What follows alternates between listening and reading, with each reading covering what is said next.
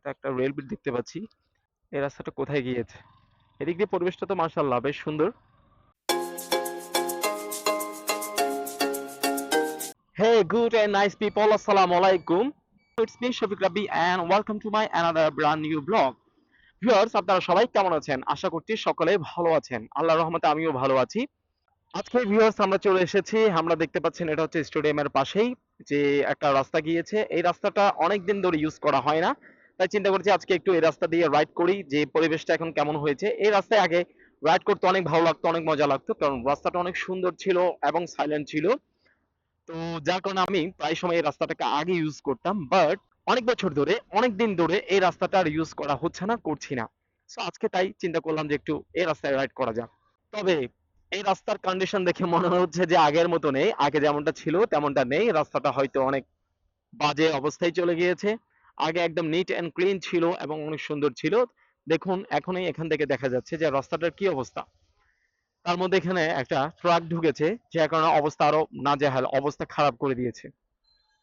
So অনেকদিন পর আসাতে অন্যরকম লাগছে রাস্তাটা। এদিক দিয়ে দেখা যাচ্ছে একাডেমি ল্যাবরেটরি স্কুল। ও আচ্ছা, হ্যাঁ স্কুলটা বেশ নামকরা।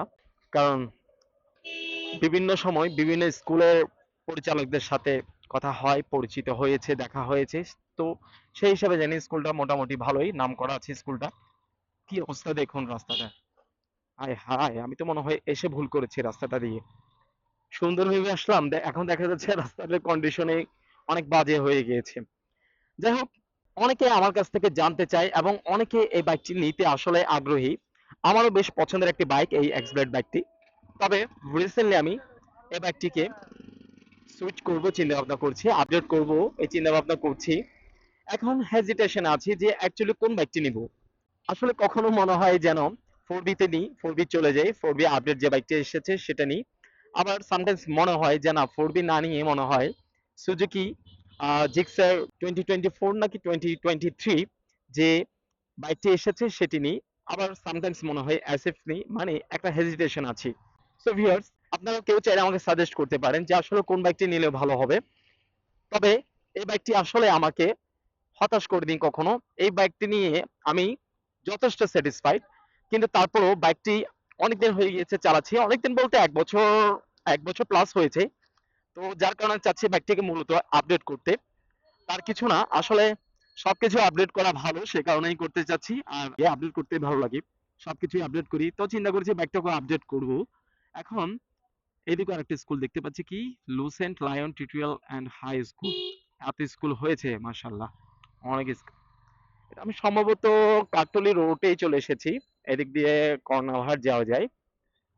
সো এদিক দিয়ে যাওয়াটা ঠিক হবে না মনে হয়। কারণ এদিকে রাস্তাটা অত ভালো না, জ্যামে পড়তে হয়। সো আমি বাইকটাকে ঘুরে দিই। এদিকে হয়তো আবার কিছু গার্মেন্টস আছে, যার কারণে অনেক লোকজন দেখা যাচ্ছে। কি তুফানের মতো আসলো। গার্মেন্টস ছুটি হয়েছে মনে হয়, নাকি লাঞ্চ আওয়ার দিয়েছে হয়তো। ও, লঞ্চ আওয়ার দিয়েছে। সো যেটা বলতেছিলাম, তো এখন কোন বাইকটিতে সুইচ করব বা কোন বাইকটি পারচেজ করলে ভালো হবে, আপডেট করলে ভালো হবে, সেটা নিয়ে আমি হেজিটেশন আছি বেশ। বুঝতে পারছি না যে আসলে কোন বাইকটি পারচেজ করা উচিত বা করব সেটা। তো এখন আপনারা আমাকে সাজেস্ট করুন, কি ফোর বি নিব, নাকি সুজুকি জিক্সার বাইকটি নিব, নাকি অ্যাসেফটা নিব। এই তিনটার মধ্যে কোনটা নিলে ভালো হবে, নাকি এখন শুনেছি হোন্ডা হর্নেট 2.0 বাইকটি আসতে যাচ্ছে। তবে শুনতে পাচ্ছি বাইকটি অনেক হাই প্রাইসে লঞ্চ করা হবে। সো বেশি প্রাইস হলে তো ওটা পারচেস না করাই মনে হয় ঠিক হবে। সো ওইটাকে বাদ রেখে এখন এই তিনটের মধ্যে কোন বাইকটি পারচেস করা যায় জানাবেন। তবে এই বাইকটি যে আসলে খারাপ বা কোনো কারণে আমি হতাশ হয়ে সেল করে দিচ্ছি, বিষয়টা এমন নয়। বাইকটি যথেষ্ট কমফোর্টেবল এবং বাইকটি যথেষ্ট ভালো একটি বাইক।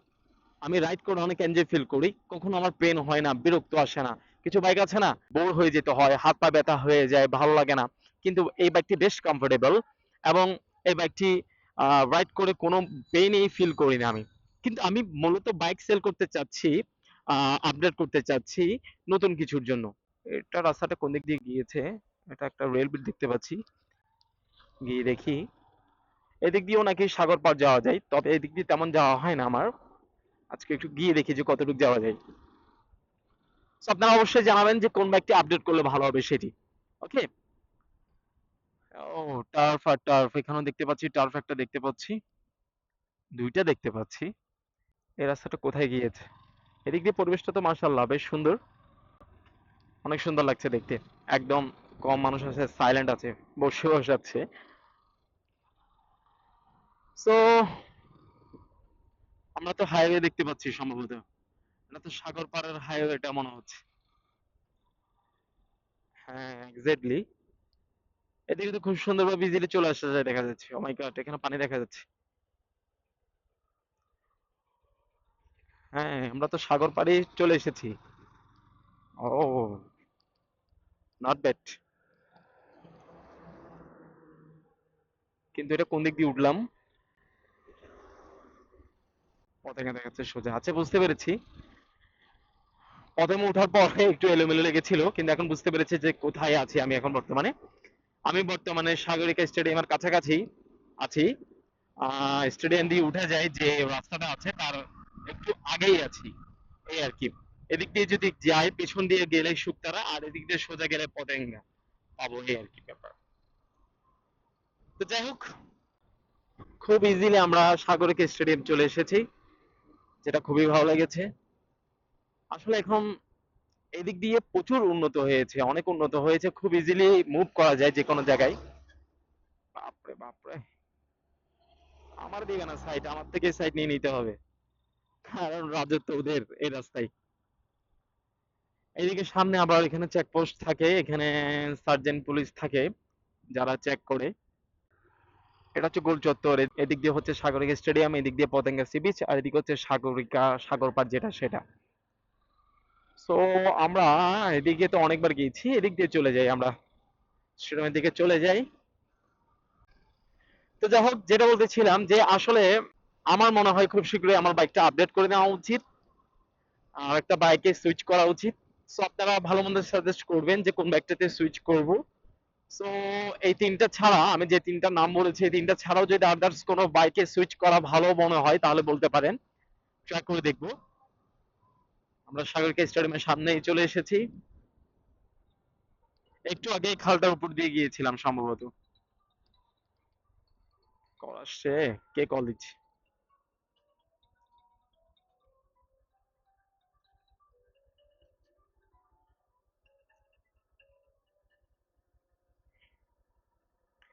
আহারে, কল তো আমার বাইকেই দিচ্ছে, বাইক থেকে বারবার কল আসে। এই প্রবলেমটা সলভ করতে হবে আমার। এদিকে আমার বাইকে অনেক ময়লা হয়েছে, বৃষ্টিতে কাদায় অনেক ভরে গিয়েছে। বাইকটাও ওয়াশ করা উচিত, কিন্তু নিজেও ওয়াশ করতে পারছি না, নিজে সময় পাচ্ছি না যে ওয়াশ করব। আবার যে গ্যারেজে নিয়ে যাব, যে ওয়াশ করতে যে নিয়ে যাব, সেই সময় সুযোগটা হচ্ছে না। So আজকে একটু অল্প সময় সুযোগ পেয়েছি, যার কারণে বের হয়ে পড়েছি একটু ঘোরার জন্য বাইক নিয়ে। খুব কম চালানো হয় আমার বাইক, যার কারণে আমি বাইকটি নিয়েছি, কিন্তু আজকে 1 বছরও বেশি সময় হচ্ছে, 2 বছরের কাছাকাছি হচ্ছে অলমোস্ট। কিন্তু এরপরও আমার বাইকের কিলোমিটার এখনো পর্যন্ত 12,000-এর মধ্যেই আছে। সো বুঝতেই পারছেন যে কেমন রাইড করি আমি। 12,000 অনেকে 1 মাসে 2 মাসেও করে ফেলে, কিন্তু আমার 2 বছরে 12,000 কিলোমিটার করতে কষ্ট হয়েছে। খুব কম টাইমেই আমার আসলে এই আমার বাইকটিকে চালানো হয়। সো এই ছিল ব্যাপার, এই ছিল আজকের ভিডিও। সো এই ছিল ব্যাপার, আজকের ভিডিওটা এখানে সমাপ্ত করে দিই। দেখা হবে আবার কোনো নতুন এক ভিডিওতে। ততক্ষণ পর্যন্ত সকলে ভালো থাকবেন, সুস্থ থাকবেন। আসসালামু আলাইকুম।